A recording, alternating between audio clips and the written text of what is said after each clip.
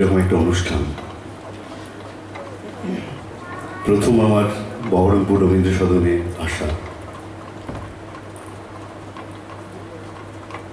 কবি শুভ দাশগুপ্তের এই কবিতাটি নির্বাচনে রাখছি, ফিরে এসো আগুন, এবং পরবর্তীতে বীরেন্দ্র চট্টোপাধ্যায়ের জন্মভূমি আজ।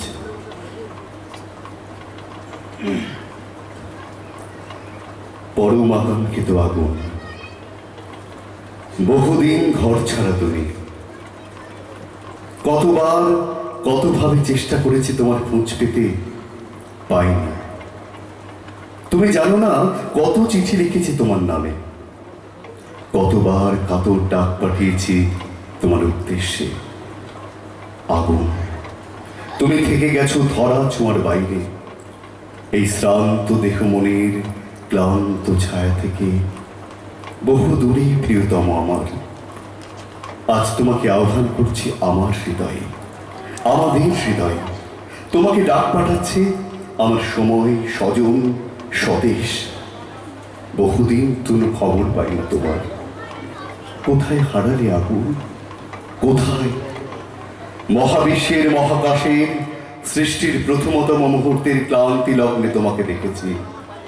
সূর্য সম্ভূত এক প্রাণময় মর্তলোকের জন্ম মুহূর্ত থেকে দেখেছি তোমাকে।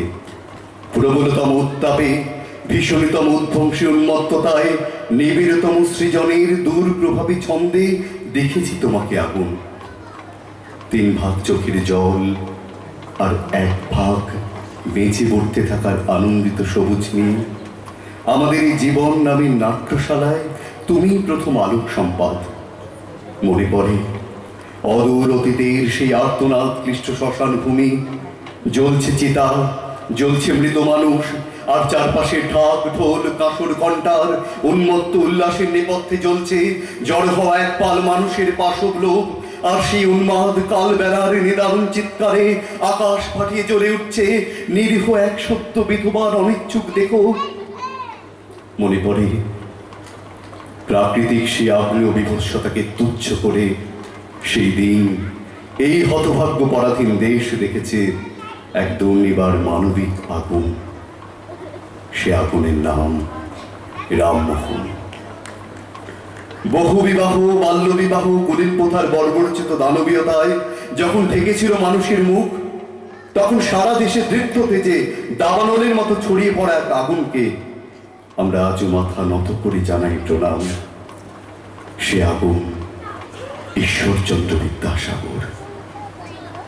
তোমাকে দেখেছি ঝাঁসির রানী লক্ষ্মীবাঈর শানিত বিপাশুর তরবারির ঝলকে। তোমাকে দেখেছি তিতুমিরের বাঁশের কেল্লায় দুর্দমনীয় দুঃসাহসে। তোমাকে দেখেছি জালিয়ানওয়ালাবাগের নৃশংসতায়। কখনো তুমি বুড়িবালা মিত্রের জ্বলে ওঠা বাঘা যতীন, কখনো তুমি রাইটার্স বিল্ডিং কাঁপিয়ে দেওয়া রিভলভারের প্রচন্ড শব্দে বিনয় বাদল দীনেশ, কখনো তুমি বহুদূর বিদেশের মাটি থেকে হাজার হাজার সৈন্যের নেতৃত্ব দিয়ে পরাধীনতার শৃঙ্খল চুরমার করতে এগিয়ে আসা নেতাজি সুভাষ।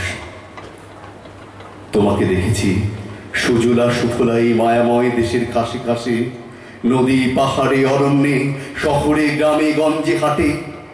প্রিয় আমার, শিকাগোর বিশ্ব ধর্ম সম্মেলনে তুমি হিরণময় হয়ে উঠেছিলে স্বামী বিবেকানন্দের বিশ্বজয়ী বেশে।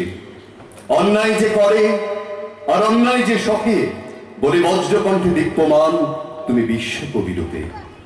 তোমাকে দেখেছি স্বাধীন মাটিতে, খাদ্যের দাবিতে গ্রাম শহরের গরিব মানুষের লাঠি গুলি মেহনতের খাদ্যে পরিণত হওয়া মিছিলে।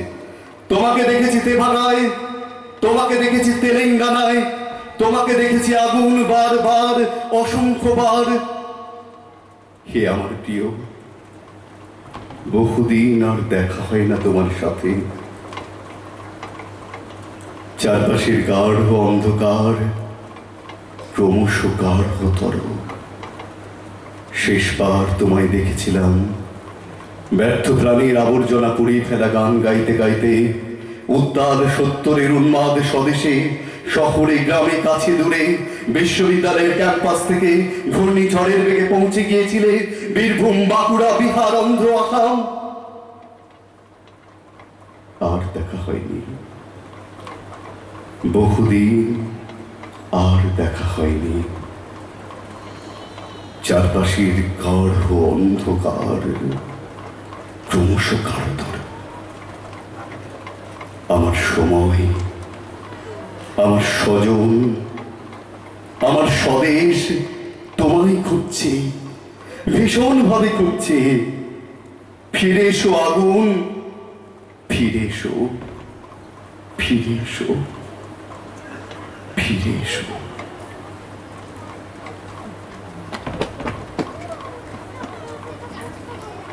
আমার শেষ উপস্থাপনা জন্মভূমির প্রতি। একবার মাটির দিকে তাকাও, একবার মানুষের দিকে। এখনো রাত শেষ হয়নি, অন্ধকার এখনো তোমার বুকের উপর কঠিন পাথরের মতো।